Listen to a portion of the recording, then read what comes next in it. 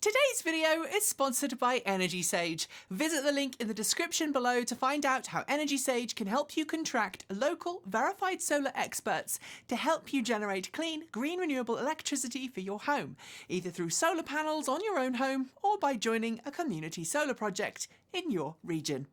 It is Tuesday. It's raining. I'm not a giraffe, but I'm in Colorado. It is absolutely terrible weather. We left the hotel this morning with a completely full battery pack. The truck has reset itself so that it's now giving us better range predictions. The truck says we have 299 miles of range remaining. And I've got a little thought in my head, which is, what if we could get all the way to Moab, which is like 370 miles, without needing to charge? So I may be thinking about attempting that. We're going to drive steadily as a consequence. We're going to see if it's possible. I think it might be. I think Michael remains to be convinced. But today, because we don't have the trailer on anymore, Adira Tal is back to driving hands-free again, which is fantastic. It's reducing my fatigue a lot. And while I'm having to pay extra attention today because the weather is just terrible and a lot of people are slipping and sliding all over the road, the truck feels like my truck again. It always surprises me how different vehicles feel after they've been towing something, and then you take the trailer off and suddenly they feel lighter and more energetic and faster.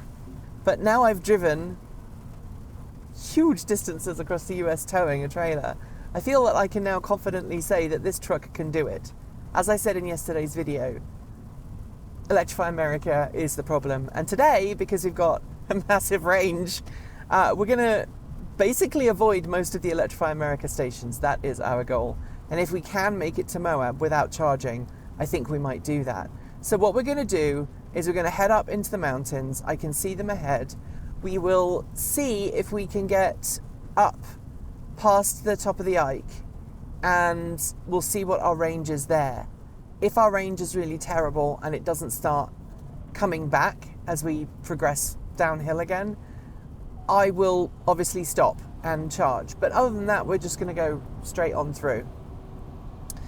As I mentioned in the end of yesterday's video, there's been torrential rain, and because of climate change and forest fires, the land up in the mountains, the soil is very loose because the trees that used to keep the soil nice and secure have all burned in forest fires. And so there's an increased risk now of landslides when you have heavy rain. And so the road, the I-70, was closed yesterday shortly after we went through. So I'm hoping that we can make it through today before any road closures. The weather forecast for today is actually for more rain than there was yesterday, so wish us luck.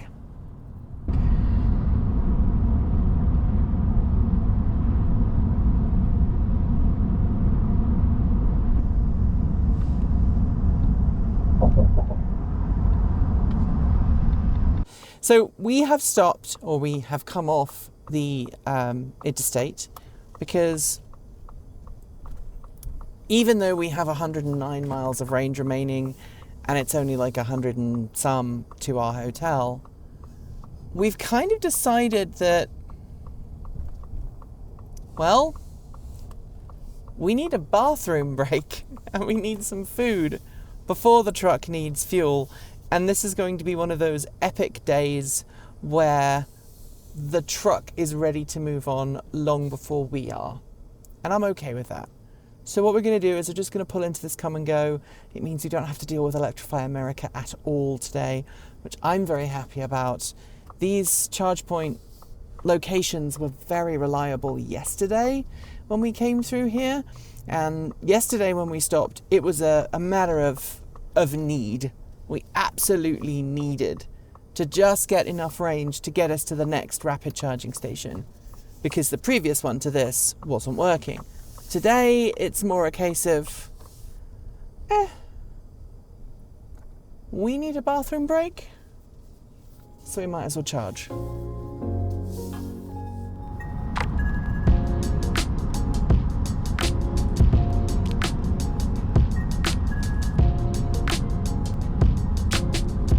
We've made it to Moab, and Michael has never come along the back roads to Moab before.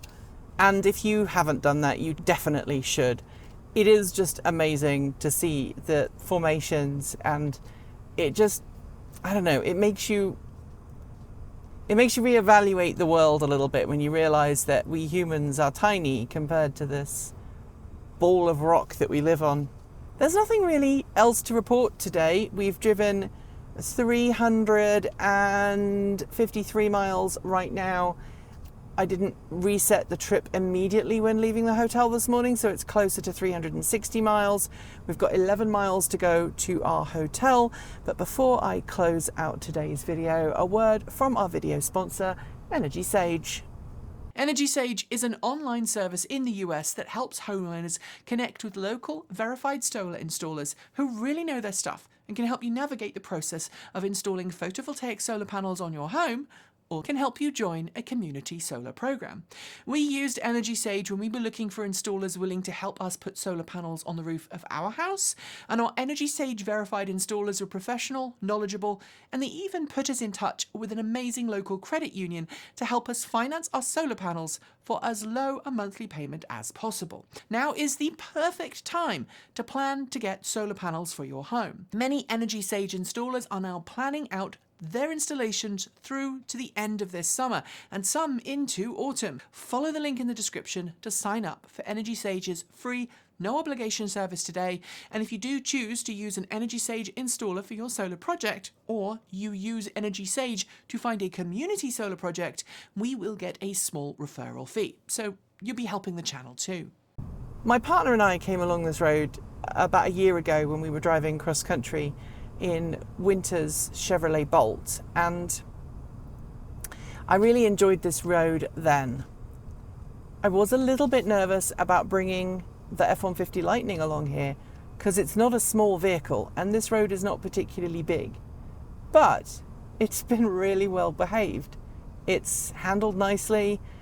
It doesn't take the bumps very well, but then what pickup does, and I've had enough power to get out of trouble and maybe sometimes into trouble, but the whole experience today has been the antidote to yesterday's horrible experience, towing in heavy traffic, towing in heavy rain, having to deal with broken charging stations. Today has just been about road tripping in a really beautiful, well-made truck, road tripping with a friend who's also a colleague, and just enjoying the day. We've been pointing out things as we've gone. We've stopped when we've needed to. We've had no tight schedules to deal with today. And I don't want to say I'm gushy, but I'm gushy. And there was a Fiat 500e that just went the other way, which makes me even more happy. The fact that there is a Fiat 500e out here in Moab with a sub 100 mile range and no DC fast charging, that just blows my mind.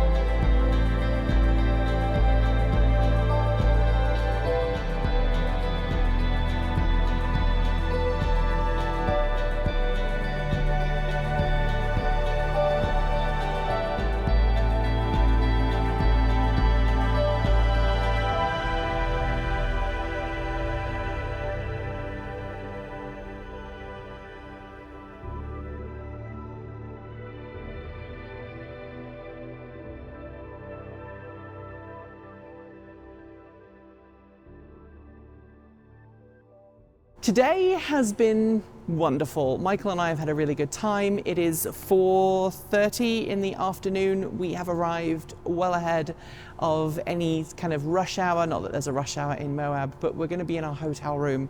We're going to be able to have supper at a normal time, and we're going to be able to relax and rest ahead of tomorrow, which is going to be our longest day. We are very glad that we are here early.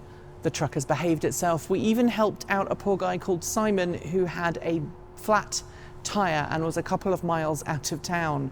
Apparently his bike had a flat really earlier on today and he had to walk 9 miles with a flat tyre. So we saw him, we threw the bike in the back, gave him a spare mask, gave him a ride to his truck, and he was very grateful for that. And again, having a pickup truck saved the day, even though we've now got some of this lovely red rock dust in the back of the truck, but that's okay because this is a work truck. And we have a truck bed, so we're all good. Good morning. It is 7:26 in the morning, and we are on our way towards Salt Lake City, and from there on towards our overnight rest stop in Idaho. And then tomorrow we head home. Today is all about covering huge distances with as fewer stops as possible. It's the longest leg of our trip. And of course, because we're not towing anything, we've got 184 miles of range right now. We've covered 40. We left with 82% state of charge this morning. And I should note that we're traveling at 80 miles an hour because the speed limit in Utah is 80 and the speed limit in Idaho is 80. Whereas in much of Oregon, it's much, much, much less. But the truck's behaving itself, so onwards and upwards.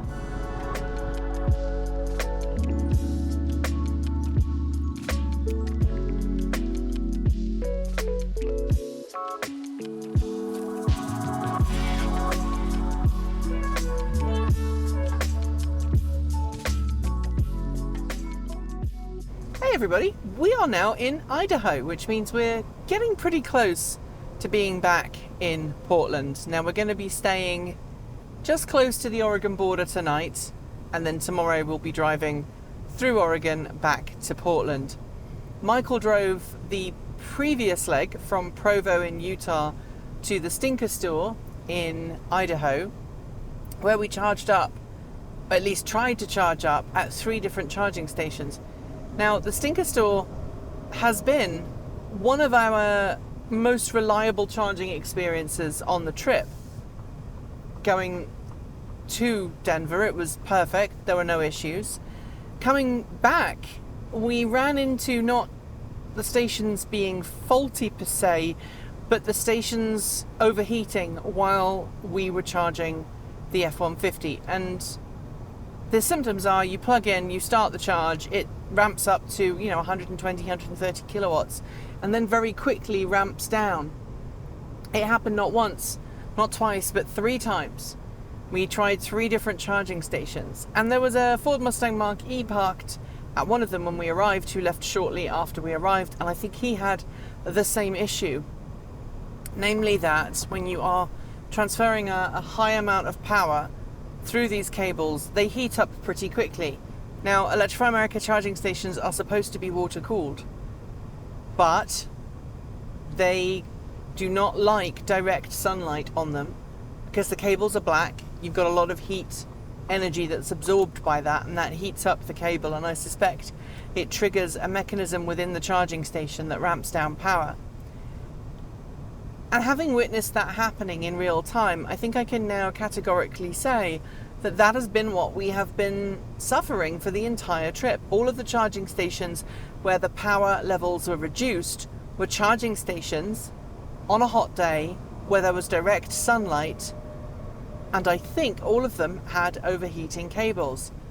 It's just a theory, but I think it's a pretty good theory, and I suspect that this is something that is going to need to be addressed by Electrify America pretty quickly, or it's going to really suffer long term. And we've reached out to Electrify America for a statement. We're going to try and set up a meeting between us and Electrify America where we get to grill them on some of the challenges that they're currently facing on the network, and we want to ask them why they're having such problems with delivering a good level of service. So watch this space, and hopefully in a couple of weeks that will make its way to your YouTube.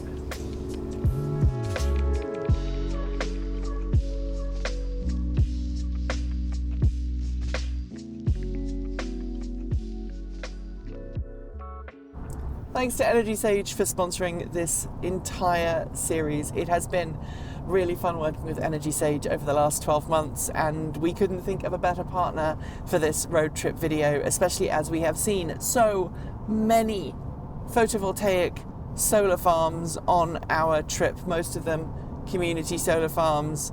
We've seen lots of solar panels on roofs of homes, and it just reminds us that we are entering into a new age of clean, renewable energy generation. So we are in the final leg of our trip. We left our hotel in Idaho this morning at 6 a.m. local time, and then we jumped over the border into Oregon, and then we jumped over the time zone, which meant that we went back an hour because we were in mountain time for the majority of our trip, and now we've jumped back into Pacific Coast time. And so it is 7:16 in the morning. We are 22 miles away from our first charging station, and we're only 327 miles away from home. So hopefully, fingers crossed, we will arrive in Portland early afternoon, which will allow us to avoid the rush hour and also pick up our brand new merch shirts that we will be selling at Fully Charged Live. The truck has done most of the driving this morning. Adira Tal has just basically been sat on the freeway, and we've been able to not sit back and enjoy the trip, but certainly not had to worry as much about taking care of all of the twisty mountain passes that we had to in Utah and in Colorado. We could make it all the way to Hermiston this morning, but the Hermiston Electrify America charging stations are notorious in Oregon for being pretty unreliable. And even though they were supposedly all working when we came through, there's actually only 2 working, and now it looks like there may only be 1 working. We also skipped the T&T Country Store for the same reason. We just didn't want to stop and worry about it. And although our Electrify America experience has been a bit naff at times, our actual hotel charging experiences have been really positive, thanks to the Tesla destination to J1772 connector that Electron allowed us to review a while back. We put it in the truck for this trip, and we planned really extensively for the trip, so we didn't know if the trailer, when we were heading east, would impact our range to the point that we needed to stop and find alternative places to charge between the rapid chargers. So I actually packed a 50 amp extension cable and put it in the bed of the truck. We also packed a portable charging station that we've got on review at the moment. We also packed one of the Electron charging stations that is the 3-pin dryer outlet, the 1030. And we also have the Ford charging apparatus as well. So we had a lot of different charging choices in case of emergency, but we didn't need to use any of them. We did, however, use the Electron Tesla destination to CCS adapter, and it really helped us out last night. We stopped in Mountain Home on our way to our hotel, and we charged up to, I think, about 80%. So when we got to our hotel, we still had about 65-70% charge. And when I plugged into the J1772 3 kilowatt charging station that the hotel had, it said that we wouldn't be fully charged until 11 a.m. this morning. But when I plugged into the Tesla destination charger, it said we'd be finished charging by 5 a.m., which was perfect for us because we'd made the decision yesterday that we wanted to leave it at 6 so we could get back to Portland at a sensible time. So that has really helped us on our trip because it's meant we've avoided 2 dodgy charging stations, or will have by the end of today, And the next stop, as I say, in 17 miles, we're going to stop at Legrand. The outside temperature is only 23 degrees Celsius. Up in the mountains, it was like 14 degrees Celsius. And we're hoping that we'll stop at Legrand and get a really good rapid charge before the sun gets up to a point where it is so intense that the cables just overheat and we end up being stuck at a much lower charge rate. So let's keep our fingers crossed about that one. And I guess we'll talk to you either in Hood River or maybe between Hood River and where we are going next, which is Legrand.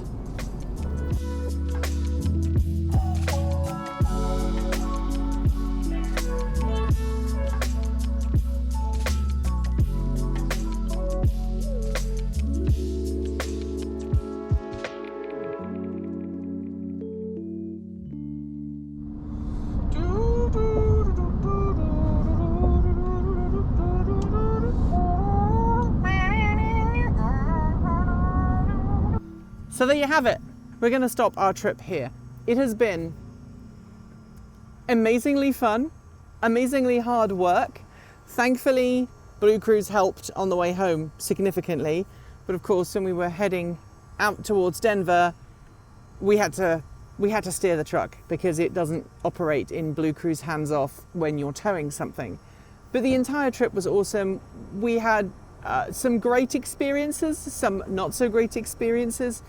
And I'm left with, I guess, a couple of takeaways from it. First of all, can you tow 5,000 pounds behind a Ford F150 Lightning halfway across the US? Yes, you can. Is it like driving an earlier electric vehicle with a limited range while you are towing those 5,000 pounds? Yes, it is. But should you do it? Well, that depends on how you feel about making short hops. It depends how accomplished you feel navigating the real sea of different charging networks that are out there, and also how likely it is that you will be irritated when the Electrify America network goes down, because that's been our biggest bugbear on this entire trip. Around town, this truck is amazing. Towing, this truck is amazing. Long distance, this truck is amazing. In fact, there is nothing about this truck that I do not think is amazing after having driven all the way to Denver and back over the course of a week. But that sucks. It never used to. It's got worse. And it's time for Electrify America to step up or move aside for someone else. Personally, I think that Tesla opening up its charging network to CCS compatible cars is going to be a real kick in the balls for Electrify America. Hopefully it will spur Electrify America to do something about its reliability issues. I've talked to people at the company and they all say that they are aware of it and that the company is working hard to rectify it. We just haven't seen it yet. So if you've watched this entire trip, all 4 episodes, thank you. Thank you also to Energy Sage for sponsoring today's show and the entire series. Do check them out if you'd like to put photovoltaic solar panels on the roof of your home, or if you'd like to join a community solar project. If you liked this video, please consider giving it a thumbs up and sharing it with your friends. And don't forget to leave your thoughts below or in our free to join Discord chat room. There are links in the video description. If you haven't already, please make sure that you've subscribed to this channel and to our other channel, Transport Evolved Take 2. And don't forget that you can hit the bell to be told when the next video goes live, because sometimes YouTube doesn't tell you automatically. Thanks on behalf of everyone at this channel who makes this show possible. That includes those of you who support us on Patreon, those of you who support us on YouTube, but also those of you who go to our swag store and buy t-shirts like the one I'm wearing, or in fact just share the video and interact with the video, because that all helps us a lot. If you are a supporter at the charged up level, you should see your name right here on my right hand side, and if you've just joined and your name is not there, please be patient. We are doing so much in the next couple of months. We've got to edit this all up. We've got to go to Fully Charged Live. We've got to go to Canada for an event. We've got more review vehicles than we've ever had before, and we've all got to edit and film all of that, so sometimes it takes a while, but know that you are very much appreciated by everyone at the channel, including myself. If you are a supporter at the charged up level, you will see your name right here if we have put it there, but nevertheless. Thanks to our self-driving tier supporters, Chris Maxwell, Pedro Mira Pinheiro, Patrick Boyarsky, Bennett Elder, Brian Newton, Dave Kitchen, Michael Goad, Ricky Leon, Andrew Martin, Guido Drahota, Brophy Wolf, Tazza in the Gong, Gordon C, Stephen O'Donoghue, Carl Hodgson, Anthony Coates, Raging Fellows, Dan Blair, Jim Burness, Chris Acentar, Chris and Michael Johnson, and Peter Dillinger, Denny Hyde, and of course, out of this world, thanks to our Starman level supporters. They are Anonymous Freak, Marcel Ward, Reggie Watts, Rory Litzwing, Joe Bresney, Reed R, JP Fagerback, Russ, Will Graylin, Matthew Drobnak, Kevin Burrowbridge, John Lyons, Andrew Glenn, Paul Conway, Laura Reynolds, Ellery Hensley, and of course, there is one more person, Ian, of course. Thank you, Ian. If you would like to join that amazing list of people, it's easy to do so. Just follow the link below and support us through Patreon. You can support us by becoming a YouTube member. You can send us Bitcoin. You can send us Ko-fi to help with this trip and the cost associated with it. Or you can head to our swag store and buy stuff like this. And if you are coming to Fully Charged Live, and this video does in fact go out before then, come and buy our swag. We're going to have a stand at Fully Charged Live. We will be selling TE merch and swag at the event for the very first time. Very exciting. And of course, you also get to meet our wonderful merch genius that is Erin, and the wonderful merch vendor who is Moss. So hopefully we'll see you there. Thanks for joining me, and as always, keep evolving.